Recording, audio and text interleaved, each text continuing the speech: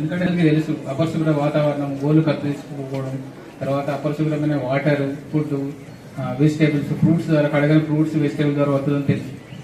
కానీ ఇందులో 3 రకాల పారాసైట్స్ ఉంటాయి: నులి పురుగులు, కొంకి పురుగులు, ఏలిక పాములు. ఇంతకుముందు స్టూడెంట్స్ చాలా బాగా చెప్పడం జరిగింది. చిన్న పిల్లాడైనా కూడా మంచిగా నీట్గా చెప్పడం జరిగింది.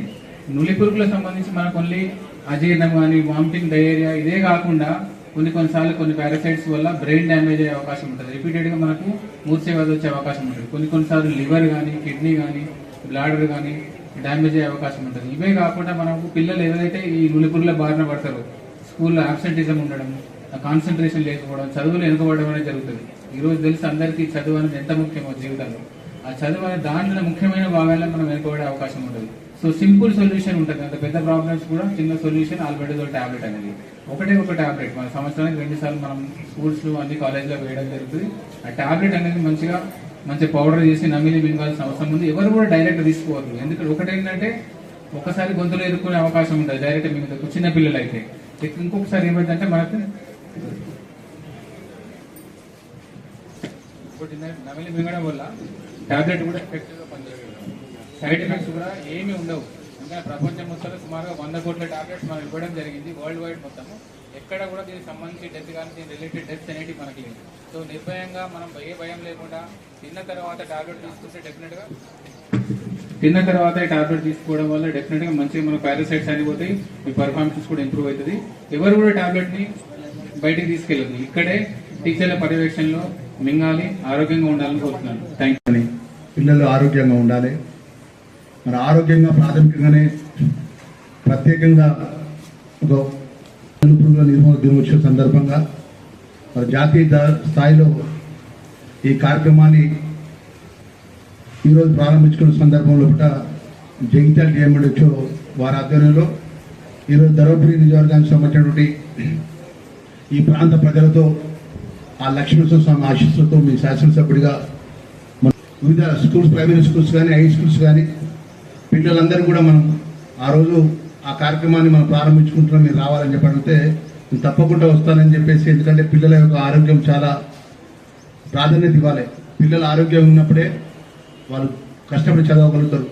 మరి ఆ విధంగా ఆరోగ్యపరంగా ప్రత్యేకంగా దృష్టి పెడుతూ, అదేవిధంగా భోజన పరంగా కూడా మనం కూడా ప్రభుత్వ పరంగా అన్ని విధాలు కూడా దృష్టి పెట్టే ఒక భాగంలో ఈరోజు నిలుపులకు సంబంధించినటువంటి అనేక అంశాలు చాలా చక్కగా ఇప్పుడు డిఎంహెచ్ఓ గారు, అదేవిధంగా అడిషనల్ డిఎంహెచ్ఓ గారు, వారికి సంబంధించిన మెడికల్ ఆఫీసర్స్, మన ప్రోగ్రామ్ ఆఫీసర్స్ ముఖ్య విషయం మనం చేసుకున్నాం. పిల్లలందరూ కూడా దయచేసి ఏదైతే ప్రభుత్వం ఒక గొప్ప కార్యక్రమం తీసుకున్నదంటే కోట్లాది రూపాయల యొక్క డబ్బు పెట్టి సుమారు 2 లక్షల పై చిలుకు స్టూడెంట్స్కు నిలుపురుగులకు సంబంధించినటువంటి ట్యాబ్లెట్స్ ఏదైతే ఉందో ఇప్పుడే డిఎంహెచ్ఓ గారు చెప్పినారు.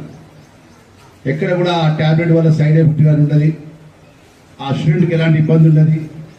ఆ యొక్క ఏదైతే ట్యాబ్లెట్ వేసుకున్నాక బబుల్గా ఏ విధంగా మనమైతే తింటామో ఆ విధంగా తిని వాటర్ తాగితే అయిపోతుందని చెప్తున్నారు. ఎందువల్ల అంటే దానివల్ల మనకు భవిష్యత్తులో జ్వరం రావడం కానీ, కడుపు నొప్పి పరంగా కానీ, ఇంకా ఆరోగ్యపరంగా ఇబ్బందులు అయితే మనకు తెలియకుండా మనం ఏదేదో ముట్టుకుంటాం. ఆ ఇన్ఫెక్షన్ వల్ల చేతులకు ఏమొస్తుందో దానితో మన చేతుల ద్వారా, నోట్లకి ద్వారా, కడుపులోకి ఏమి వెళ్తుందో మనకు తెలియదు.